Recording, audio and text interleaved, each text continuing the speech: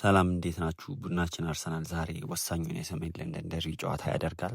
ከዚህ ጨዋታ በፊት መነሳት ያለባቸው ብዬ የማስባቸው ነጥቦችን ለማንሳት ነበር። በጨዋታው ላይ ጥሩ ድባብ ይኖራል ተብሎ ይጠበቃል። ምክንያቱም ይሄ ወሳኝ ጨዋታ ነው ለቡድናችን አርሰናል ከሲቲ በ7 ነጥብ መራቅ የሚያስችለን እድል አግኝተናል። ይህን እድል ደግሞ በቀላሉ አሳልፈን መስጠት የለብንም ብዬ አስባለሁ።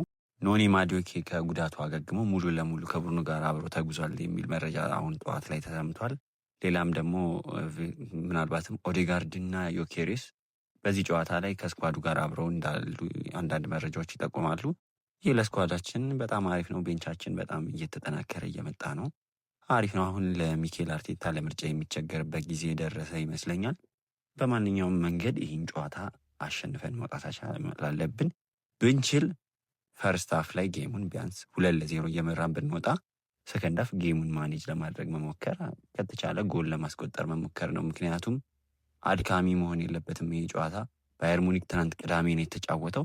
ቀጣይ ከሻምፒዮንስ ሊግ ከኛ ቢያንስ የ24 ሰዓት እረፍት አለው እና ከተቻለ ወሳኝ ተጫዋቾችን ማሳረፍ ማለትም በተለይ ራይስ ድካም አለበት። በጣም ብዙ ጨዋታዎች ነው እያደረገ ያለው። ሳካንም ብናሳርፍ እንዲሁም እንደ ጌሙ ሁኔታ አይተን ሌሎችም ተጫዋቾችን እድል ብንሰጣቸው ጌሙን ማኔጅ ለማድረግ ምክንያቱም ፍሬሽ እንዲሆኑልን ተደጋጋሚ ጉዳቶችን ማስቀረት መቻል አለብን ብዬ አስባለሁ። እስቲ የእናንተን ሀሳባችሁን እንዲሁም የውጤት ግምታችሁን ኮመንት ላይ አሳውቁኝ። ከተመቻችሁ ፎሎ እና ላይክ አድርጉ።